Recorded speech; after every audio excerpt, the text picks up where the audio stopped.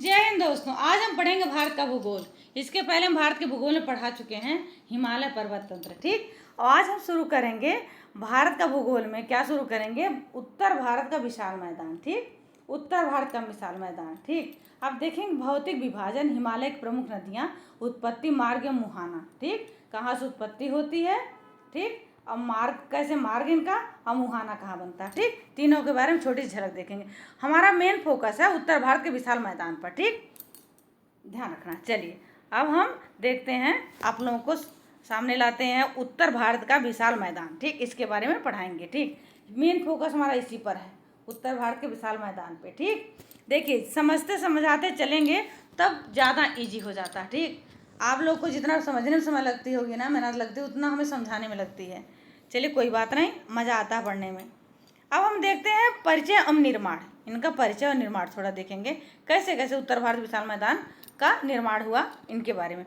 तो ध्यान रखना, उत्तर भारत का विशाल मैदान सिंधु, गंगा, ब्रह्मपुत्र नदियों, उनकी सहायक नदियों द्वारा लाई गई उपजाऊ जलोढ़ मिट्टी। ठीक, ये क्या करती हैं, ये नदियाँ जानते हैं उपजाऊ मिट्टी लाती, कैसे लाती हैं, इनकी जलधारा बह रही। ठीक, जब ये बाढ़ के रूप में फैलती हैं, ठीक, तो फिर जब वहाँ सूखती है ना, तो वहाँ जलोढ़ मिट्टी बनती है। क्या बनती है? जलोढ़ मिट्टी।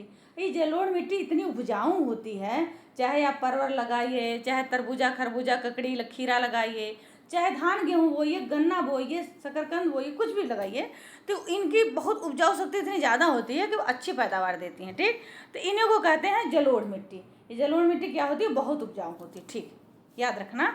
तो क्या बता रहा आपसे कि नदियों द्वारा लाई गई उपजाऊ जलोढ़ मिट्टी के निक्षेपण से बना है ये उत्तर भारत का विशाल मैदान। ठीक, उत्तर भारत का विशाल मैदान इन्हीं से बना है, याद रहेगा। चलिए अब इनका क्षेत्रफल देख लीजिए। तो क्षेत्रफल इनका 7.5 लाख वर्ग किलोमीटर है। ठीक, वर्ग किलोमीटर याद रखना, किलोमीटर है याद रखना। ठीक, मीटर नहीं। अच्छा, अब इनकी लंबाई और हम चौड़ाई देखेंगे। देखिए इनकी लंबाई और चौड़ाई में कंफ्यूज मत होइएगा, हम बना दे रहे हैं। ठीक, लंबाई चौड़ाई है। ठीक, अब देखिए लंबाई एवं चौड़ाई, पूर्व से पश्चिम की तरफ लंबाई, ये लंबाई है। ठीक, ये लंबाई याद रखना, लंबाई इनकी ज़्यादा है, 2400, लगभग 2400 किलोमीटर, याद रहेगा। और ये चौड़ाई है, चौड़ाई कितना है? 150 से 300 किलोमीटर। चौड़ाई कम है ना, लंबाई ज़्यादा है। ठीक, याद रहेगा, ये ज़्यादा, ये वाला हिस्सा ज़्यादा, याद रखना। ठीक, चलिए अब हम देखते हैं। अब देख लीजिए सामने दिया लंबाई एवं चौड़ाई, पूर्व से पश्चिम की लंबाई लगभग 2400 किलोमीटर और चौड़ाई 150 से 300 किलोमीटर। ठीक, आगे बढ़ते हैं। संसार का सबसे बड़ा जलोढ़ मैदान कौन सा है? ये विश्व का सबसे अधिक उपजाऊ और घना बसा हुआ मैदानी क्षेत्र है पूरे वर्ल्ड का। याद रहेगा, याद रहेगा, कर लीजिए याद। ठीक, चलिए चलिए देख लीजिए, आप स्क्रीनशॉट ले लीजिए ना हो तो। अब हम पढ़ेंगे उत्तर भारत के मैदान का भावीकृत विभाजन। ठीक, उत्तर भारत के मैदान का भावीकृत विभाजन कैसे हुआ है, भावीकृतिक विभाजन कैसे हुआ। ठीक, इसके बारे में देखिए। संरचनात्मक विशेषताओं के आधार पर इन मैदानों को 4 भागों में बांटा गया। ठीक, किन भागों में, कितने भागों में बांटा गया? 4 भागों में बांटा गया है। ठीक, अब देखिए अपने अपने हिसाब से आप समझने की कोशिश करिएगा, हम समझाने की कोशिश करेंगे अपने हिसाब से। देखिए 4 भागों को क्या बोलते हैं, तो पहले आप लोग शॉर्ट टिक देख लीजिए, BTBK, याद रहेगा। किसी का नाम इससे पढ़ा हो उसी के नाम से याद कर लीजिए, ट्रिक बना के, क्योंकि पूछा जाता है कि भाबर और बांगर के बीच में क्या तराई आता है कि खादर आता है, ऐसे क्वेश्चन बनता है। अगर नहीं याद होगा, आपका मतलब अच्छे से नहीं पढ़े होंगे तो गलतियाँ हो जाएंगी। चलिए अब हम देखेंगे इनकी विशेषताएं, इनके नाम, क्या क्या क्षेत्र हैं इनके, कहाँ कहाँ ये क्या क्या इनका काम है, कैसे होते हैं, सब इनके बारे में देखेंगे। अब क्षेत्र देखिए, विशेषताएं देखिए, सब देखेंगे। पहले नंबर पे आता भाबर। भाबर का काम क्या है? देखिए इससे पहाड़ों से ना, पहाड़ों से क्या, गोल गोल, छोटे छोटे, मोटे मोटे, चौड़े चौड़े, लंबे लंबे, नुकीले नुकीले, ज़्यादातर गोल गोल ही होते हैं। ठीक, पत्थर लुढ़कते लुढ़कते गोल हो जाते हैं, छोटे छोटे टुकड़े पत्थरों के। तो यहाँ जब जमा हो जाएंगे, ये जमा हो जाएंगे गोल गोल, ऐसे देखिए, ऐसे नदियाँ हमारी बह रही हैं। ठीक, यहाँ छोटे छोटे छोटे छोटे पत्थर जमा हो गए। ठीक, जमा हो गए, तो जो हमारी नदियाँ यहाँ आती हैं ना, तो यहाँ विलुप्त हो जाती हैं, पता नहीं चलता कि नदियाँ बह रही हैं। झिरझिर झिरझिर पानी हल्का फुल्का दिखता है, दूर से बिल्कुल दिखाई नहीं देता यहाँ नदियाँ, बस यही दिखता है कि गोल गोल पत्थर कंकड़ हैं और कुछ नहीं। इन्हों को बोलते हैं भाबर। इनको क्या बोलते हैं? भाबर। ये ना उपजाऊ होते हैं, ना कृषि होती है, किसी काम की भूमि नहीं होती है। ये किसी काम की भूमि। हाँ, आप लोग वहाँ बैठकर सेल्फी ले सकते हैं, फ़ोटो खिंचवा सकते हैं, एंजॉय कर सकते हैं, बस, और कुछ नहीं कर सकते। ठीक, चलिए, तो इसके बारे में हम लोग देखें भाबर क्या है। तो शिवालिक की तलहटी में 8 से 10 किलोमीटर चौड़ी कंकड़ पत्थर युक्त पट्टी, ठीक, पट्टी, यहाँ नदियाँ पट्टी है, यहाँ नदियाँ धरातल में विलुप्त हो जाती है। हमने कहा ना, नदियाँ छुप जाती हैं भाई पत्थरों में, टुकड़ों टुकड़ों में जो पत्थर गोल गोल लुढ़कते लुढ़कते खुद ही गोल हो जाते हैं। ठीक, विलुप्त हो जाती हैं, भूमिगत हो जाती हैं, जमीन में समा जाती, पता नहीं चलती हैं। ठीक, ये कृषि योग्य नहीं होती। हमने कहा ना, यहाँ फोटो खिंचवा सकते हैं, ऐसे बैठ कर यहाँ सेल्फी ले सकते हैं आप। ठीक, और मतलब घूम टहल सकते हैं, बाकी और कुछ खेती बाड़ी नहीं की जा सकती यहाँ पे। ठीक, कृषि योग्य नहीं होती हैं। ठीक, अब दूसरे नंबर पे आते हैं हम, तराई। बी देखें, अब हम टी देखेंगे। ठीक, फिर बी देखेंगे, फिर के देखेंगे। ठीक, अब टी के बारे में, तराई। तराई वाला क्षेत्र कैसा होता है? ये दलदली होता है, इसे छोड़िए। ठीक, इसे छोड़िए, ये दलदली क्षेत्र होता है। कैसा? दलदली और नमी वाला क्षेत्र होता है। ठीक, नमी वाला क्षेत्र। तो यहाँ क्या, जब यहाँ नदियाँ विलुप्त हो जाती है ना भाबर में, तो ये जब आती है तराई में, तो नदियाँ फिर से ऊपर आ जाती हैं, दिखने लगती हैं, धरातल पर नदियाँ दिखने लगती हैं, नदियाँ बह रही हैं। क्या है? नदियाँ बह रही से दिखने लगती हैं, या नदियाँ बह रही हैं। ठीक, यहाँ से धरातल पर फिर से ऊपर आ जाती हैं। ठीक है, बढ़ा दे रहे हैं, कोई बात नहीं। भाबर के दक्षिण में पड़ता है। क्या पड़ता है? भाबर के इधर भाबर है नॉर्थ में, इधर दक्षिण में तराई पड़ता है। ठीक, तो ये बता रहा आपसे कि भाबर के दक्षिण में स्थित दलदली और नमी वाला क्षेत्र होता है। देखिए, यहाँ विलुप्त नदियाँ पुनः धरातल पर प्रकट हो जाती हैं, धरती माँ पे प्रकट हो जाती हैं, गंगा माँ हमारी नदियाँ। ठीक, यह क्षेत्र घने जंगलों और वन्य जीवों के लिए समृद्ध है। ठीक, यहाँ पर घने घने वन हैं। ठीक, और वन्य जीव हैं, याद रखिएगा। ठीक, यहाँ मिलते हैं भाई।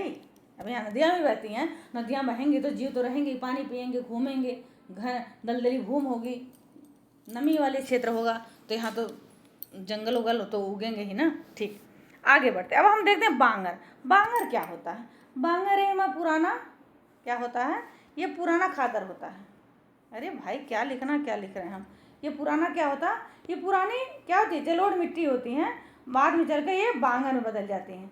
जब यहाँ कुछ नहीं मिलता है ना, तो यहाँ फिर कंकर पत्थर, थोड़ी बजरी वगैरह, छोटे छोटे, मतलब कंकरीली मिट्टी हो जाती है, बजरी नहीं, कंकरीली मिट्टी हो जाती है। तो यहाँ कृषि योग्य भूमि नहीं रहती। आप बोएंगे, जोतेंगे, कुछ करेंगे तो ज़्यादा कुछ नहीं होगा यहाँ पे। ठीक, तो वही बांगर। बांगर किसी काम का नहीं रह जाता, हल्की फुल्की, मतलब आप कुछ उगा सकते हैं अपने तकनीकी से, ध्यान रखना। तो यही है बांगर हमारा। क्या है? मैदान का पुराना जलोढ़ भाग। ठीक, हमने कहा ना, ये पुराना जलोढ़ है, जलोढ़ मिट्टी पुरानी है। ठीक, याद रखना। यह बाढ़ के मैदान में ऊंचे स्तर पर स्थित होता है। ठीक, इसमें कंकर, कैल्शियम के निक्षेप होते हैं, कंकर पत्थर होते हैं, कैल्शियम के निक्षेप होते हैं, याद रखना। अब हम कैसे बताएं? यहाँ की मिट्टी एक रेह, जैसे रेह आप लोगों ने नाम सुना होगा, रेह का नाम सुना होगा आप लोगों ने, ना सर्च करके देख लीजिएगा। ये कुछ ऐसी मिट्टी यहाँ होती हैं, इससे पहले के लोग कपड़े वपड़े धुलते थे, कुछ काम में आती थी। ठीक, वैसी मिट्टी यहाँ हो जाती है, ध्यान रखना।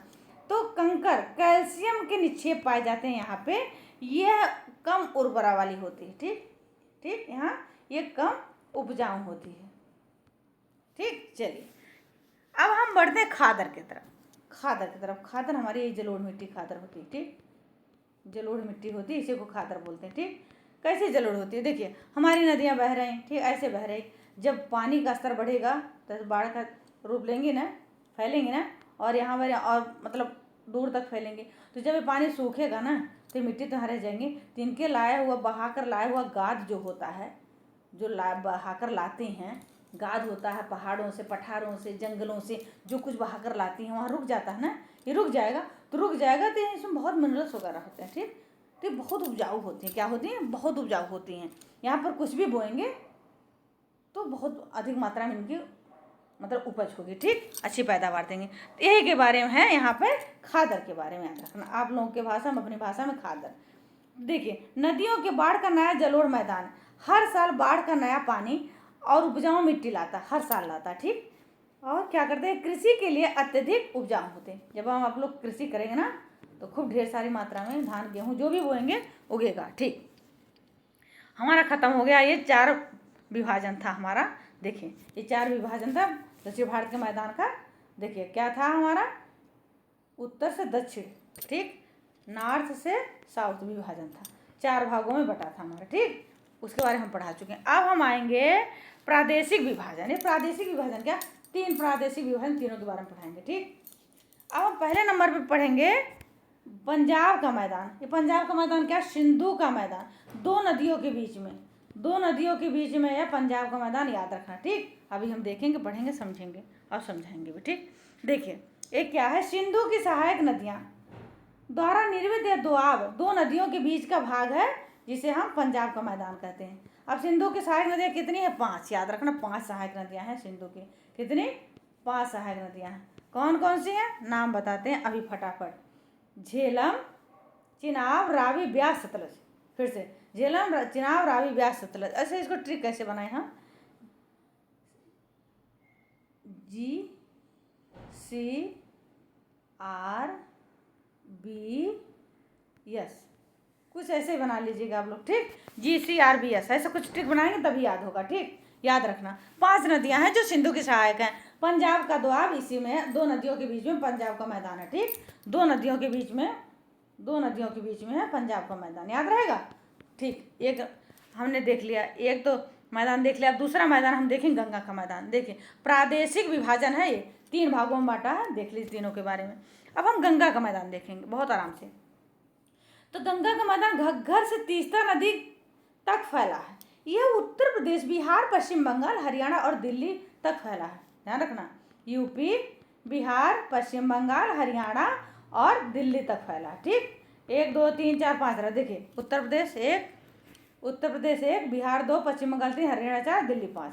ये 5 राज्यों में फैला है, याद रखना। गंगा का मैदान कम। अच्छा, गंगा की लंबाई कितनी है, तो गंगा की लंबाई 2525 किलोमीटर, याद रखना, भूलना नहीं, ठीक। चलिए, गंगा नदी को हमारा राष्ट्रीय नदी भी बोलते हैं, ध्यान रखना, ये भी बातें छोटे बच्चों को पता होता है बातें, ठीक। अब हम तीसरे नंबर पर देखें ब्रह्मपुत्रा का मैदान।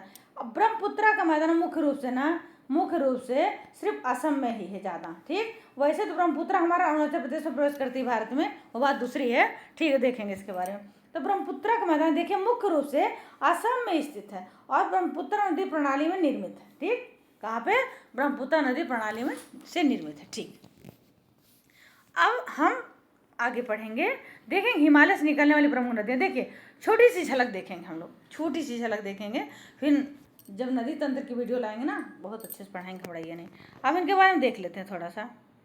देखिए ये क्या है, ये हिमालयी नदियों की मुख्य विशेषताएं क्या है, ये किसी क्या देखने फायदा, कोई फायदा नहीं। देखिए ये सदा नीरा होती हैं, क्या होती हैं, ये सदा नीरा होती हैं, ठीक। ये जब बर्फ़ पिघलने पर बहती हैं, इनका पानी बहता है, तो ये हमेशा इनके में पानी बना रहता है, ये हमेशा पानी इनके पास बना, क्योंकि ग्लेशियर से पिघलने से बनती है ना, ग्लेशियर के पिघलने से बनती हैं, तो ग्लेशियर हमेशा, बर्फ़ हमेशा पिघलती रहेगी और वर्ष भर पानी इनमें पूरे साल पानी बना रहता है, इसे बोलते हैं सदा नीरा। क्या बोलते हैं, सदा नीरा। कुछ मौसमी नदियाँ होती हैं, ठीक, उनके बारे में पढ़ाएंगे। ये सदा नीरा, इनमें थोड़ा बहुत पानी हमेशा बना ही रहेगा, आप ध्यान रखना। हिमालय तंत्र से निकलने वाली जो नदियाँ, जितनी भी नदियाँ हैं, 90% ना 100% नदियाँ सदा नीरा ही होती हैं, क्योंकि बर्फ़ के पिघलने से बहती हैं। कोई बारिश की नदियाँ नहीं कि बारिश हुई तो नदियाँ बन गई, बहने लगीं, सूखी हैं, नहीं, ये सदा नीरा होती हैं। चलिए अब इनकी विशेषताएं देख लीजिए। अब हम देखते हैं पहले नंबर पर गंगा नदी के बारे में। 3 नदियाँ हम देखेंगे, गंगा, ब्रह्मपुत्र और सिंधु। क्या देखेंगे, गंगा देखेंगे, ब्रह्मपुत्र देखेंगे, सिंधु देखेंगे। ये तीनों नदियों के बारे में हम आप लोगों को आज बताएंगे, ठीक। अगर कुछ और इसमें ज़्यादा होगा तो और पढ़ा देंगे, नहीं होगा तो कोई बात नहीं। गंगा नदी की उत्पत्ति पहले देख लीजिए आप लोग। तो उत्तराखंड के उत्तरकाशी जिले में गंगोत्री ग्लेशियर से भागीरथी के रूप में निकलती हैं, ठीक। देवप्रयाग में अलकनंदा और भागीरथी मिलती हैं तो गंगा बनती है, ठीक। ऐसे अलकनंदा आती हैं, ऐसे भागीरथी आती हैं, ठीक। जब यहीं देवप्रयाग में क्या होता है, देवप्रयाग में मिलती हैं, इनका मिलन होता है तो यहीं गंगा बन जाती हैं, ठीक, और कुछ नहीं, ये गंगा बन जाती हैं, ठीक। किसके किसके मिलने से गंगा बनती, फिर से देख लीजिए, भागीरथी के रूप में निकलती, ठीक। देवप्रयाग में अलकनंदा और भागीरथी मिलती हैं, ये देवप्रयाग यहीं पर है, ठीक। अलकनंदा और भागीरथी मिलती हैं तो क्या बन जाती हैं, गंगा, याद रहेगा। चलिए अब हम देखते हैं प्रवाह तंत्र इनका, बहुत आराम से पढ़िएगा, ठीक, बहुत आराम से पढ़िएगा इनका प्रवाह तंत्र। देखिए कहाँ कहाँ बहती है, उत्तराखंड 1, उत्तर प्रदेश 2, बिहार 3, झारखंड साहिबगंज में पड़ता है 4, और पश्चिम बंगाल 5 राज्यों में बहती हैं। ठीक, गंगा नदी हमारी 5 राज्यों में होकर बहती है। ठीक, याद रखना, इनका प्रवाह मार्ग यहाँ से यहाँ तक है। अच्छा, 2525 किलोमीटर है ना, बताया ना, याद रखना। अब पश्चिम बंगाल और बांग्लादेश में प्रवाह इनका कैसा है देखेंगे, इनके बारे में थोड़ा समझना है आप लोग। ठीक, तो देख लीजिए, पश्चिम बंगाल में यह 2 धाराओं में बढ़ जाती है, ऐसे बहती है ना, तो 2 धाराओं में बढ़ जाती हैं। एक धारा जो है फरक्का के पास हुगली बन जाती है। ये भारत में ही हुगली, ध्यान रखना, भारत में है, फरक्का बैराज के पास ये हुगली नदी में हुगली बन जाती है। क्या बनती है? हुगली। ठीक, अच्छा, और दूसरा जो पार्ट है, 2 पार्ट है ना, ऐसे दूसरा पार्ट जो पद्मा बनती है बांग्लादेश में। ठीक, क्या बनती है? बांग्लादेश में पद्मा बन जाती है। ठीक, और जब दोनों धाराएं मिलती हैं तो यमुना बन जाती हैं। क्या बनती है? यमुना। फिर यही यमुना जाकर आगे मेघना में मिल जाती हैं। ठीक, मेघना बन जाती हैं। तो यही मेघना बनकर ठीक, क्या बनती है? मेघना बनकर ये सीधे बंगाल की खाड़ी में गिर जाती है। कहाँ? बंगाल की खाड़ी में। देखिए, इसे बार बार पढ़ेंगे तब समझ में आएगा। ठीक, 2 4 10 बार देखेंगे वीडियो तब समझ में आएगा। चलिए हम आगे बढ़ते हैं। अब हम देखते हैं गिरने का स्थान। ये कहाँ गिरती हैं? क्या गंगा नदी पश्चिम बंगाल में जो डेल्टा, सबसे बड़ा डेल्टा सुंदरबन का डेल्टा, ही नदी बनाती है? हाँ जी, बनाती हैं। ठीक, याद रखना इस बात को। तो गिरने का स्थान देखिए, बांग्लादेश और भारत की सीमा पर विश्व का सबसे बड़ा डेल्टा, सुंदरबन का डेल्टा, यही नदियाँ बनाती हैं। ठीक, बनाते हुए बंगाल की खाड़ी में गिर जाती हैं। ठीक, आगे बढ़ते हैं। अब हम देखते हैं प्रमुख सहायक नदियाँ। ठीक, प्रमुख सहायक नदियाँ, यमुना सबसे बड़ी सहायक नदी यमुना। अच्छा, ऐसे हमारी गंगा में बहती है ना, तो यमुना इधर से मिलती। ठीक, इधर से यमुना मिलती। ठीक, तो बताइए, यमुना हमारी दाएं से मिलती है बाएं से? कौन बता सकता है? यमुना नदी गंगा की सहायक नदी में दाएं तरफ से मिलती है, बाएं तरफ से, दाएं ओर से मिलने वाली नदी, बाएं तरफ से मिलने वाली। जिसको पता हो कमेंट करके बताएगा। ठीक, अब देखते हैं, घाघरा, गंडक, कोसी और रामगंगा, सोन नदी। ठीक, ये सब नदियाँ हमारे गंगा की सहायक हैं। सबसे बड़ी कौन सी है? यमुना, याद रहेगा। चलिए देखते कौन बता सकता है कि यमुना जो सहायक नदी हमारी सबसे बड़ी गंगा की है, दाएं तरफ से मिलती है, बाएं तरफ से। अगर कमेंट कर कोई बता देगा ना, तो हम जानेंगे आप लोग सीरियसली पढ़ते हो। ठीक, अब दूसरे नदी तंत्र पे आते हैं, सिंधु नदी। इसके बारे में देखते हैं, सिंधु नदी देखते हैं, थोड़ा बड़ा करते हैं इनके बारे में। है ठीक, तो इसकी कुल लंबाई है 3180 किलोमीटर। ठीक, ये भारत में 1114 किलोमीटर बहती है। कितना? 1114 किलोमीटर थे। अरे थोड़ा छोटा करते हैं। भारत में कितना बहती है सिंधु? ठीक, इतना भारत में बहती है। ठीक, चलिए देखते हैं, उत्पत्ति इसके देखते हैं। ठीक, याद रखना, तो तिब्बत में मानसरोवर झील के पास से, ध्यान रखना, तिब्बत में मानसरोवर झील के पास से एक, उसका नाम क्या है? नाम बहुत अच्छा भाई, उसका नाम नहीं याद आ रहा, मुझे बताते हैं, अभी थोड़ा बड़ा करते हैं, सब बता देंगे। पोखरू। ठीक, पोखरू ग्लेशियर से निकलती है। क्या निकलती है? पोखरू ग्लेशियर से। पोखरू, ये ग्लेशियर का नाम है, पोखरू ग्लेशियर। ठीक, यहाँ से निकलती है। तिब्बत में इसे क्या बोलते हैं? लिंगी खम्बन बोलते हैं। क्या बोलते हैं? लिंगी खम्बन, याद रखना, सिंगी खम्बन या लिंगी खम्बन बोलते हैं। थोड़ा सा नाम इनका कठिन है। अच्छा, सिंगी खम्बान क्या बोलते हैं? देखिए फिर से बता दे रहे आप लोगों को इनके बारे। तिब्बती मानसरोवर झील के पास से पोखरू, ठीक, ग्लेशियर से निकलती हैं। तिब्बत में इसे सिंगी खम्बाना बोलते हैं, खम्बन या खम्बाना बोलते हैं, याद रखना। ये तिब्बती भाषा, ठीक, कहा जाता किसको? हमारे इंडस को, सिंधु को। ठीक, इंडस को बोला जाता है। ठीक, आगे देखते हैं प्रवाह मार्ग इनका क्या है। तिब्बत से निकलकर भारत के लद्दाख व जास्कर श्रेणी के बीच में, देखिए लद्दाख और जास्कर श्रेणी है, दो हिमालय की 2 श्रेणियाँ हैं। ठीक, चोटियाँ हैं, इनके बीच से प्रवेश करती है ये। ठीक, प्रवेश से करती है इसके, याद रखना, सॉरी, इसके बाद पाकिस्तान के खैबर पख्तून में प्रवेश कर दक्षिण की ओर बहती है। देखिए हमारे ऐसे नदी जास्कर और लद्दाख के बीच में बहती है। ठीक, लद्दाख और जास्कर, ठीक, के बीच से होकर बहती है और पाकिस्तान के खैबर पख्तून, ठीक, में प्रवेश कर दक्षिण की ओर बहती है। ठीक, इधर चली जाती है। ठीक, याद रखना। इसकी लंबाई भारत में देख लेना कितनी से कितनी है, तो 1114 किलोमीटर, याद रखना, भारत में इतना बहती है।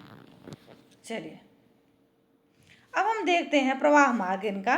तो तिब्बत से निकल भारत के लद्दाख में लद्दाख एवं जास्कर की श्रेणी के बीच में प्रवेश करती है।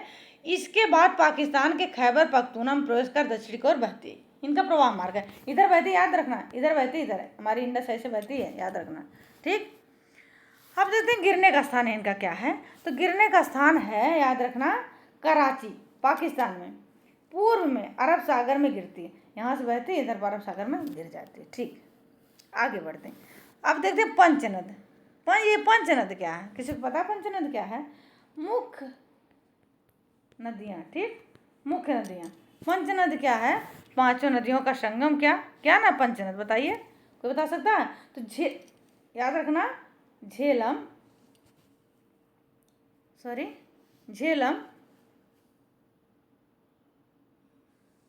ये पंचनद क्या है, हम आप लोग फिर से पढ़ा रहे हैं। इधर देखिए, इधर, हाँ, ये देखिए, हमने सिंधु पढ़ा ना, सिंधु पढ़ा, तो वही सिंधु के बारे में आपसे बता रहा है। सिंधु नदी, इधर देख लीजिए, जब सिंधु नदी की 5 सहायक नदियाँ हैं ना, ये सहायक नदियाँ हैं ना, तो उन्हीं के बारे में बता रहा है। ये पंचनद कहाँ बनता है, याद रखना, ये पंचनद कहाँ बनता है, इसी के बारे में हमें बताना है। चलिए आ गया, किसी कॉल आ रहे थे, हट गई। ठीक, इसी लिए हम चुप हो गए थे।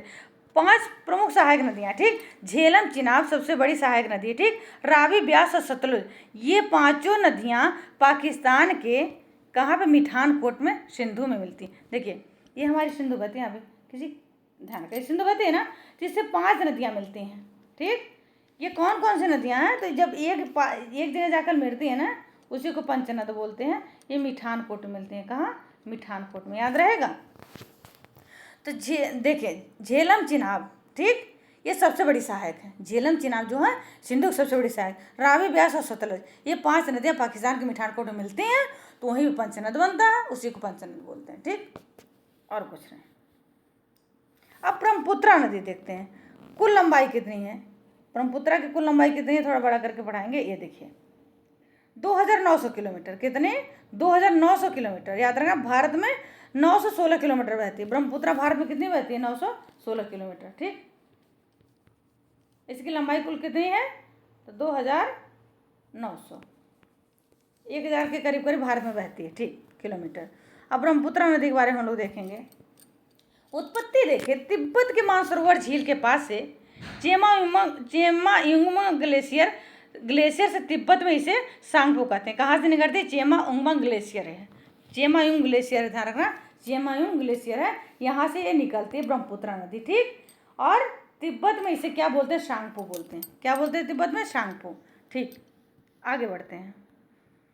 अब प्रवाह मार्ग इसका देखते हैं, कहाँ से कहाँ था। तिब्बत में पूर्व की ओर बहते हुए नामचा बरवा पर्वत के पास से यू टर्न लेती है। हमने कहा ना अरुणाचल प्रदेश में ऐसे प्रवेश करती है, तो ये बता रहा है कि नामचा बरवा पर्वत के पास से यू टर्न लेकर रोक कर अरुणाचल प्रदेश के, ठीक, दिहांग से भारत में प्रवेश करती है। ठीक, दिहांग पास से भारत में प्रवेश करती है। ठीक, आगे बढ़ते हैं।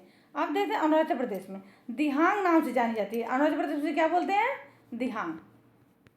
अच्छा, असम, तिब्बत में से क्या बोलते हैं, सांगपो,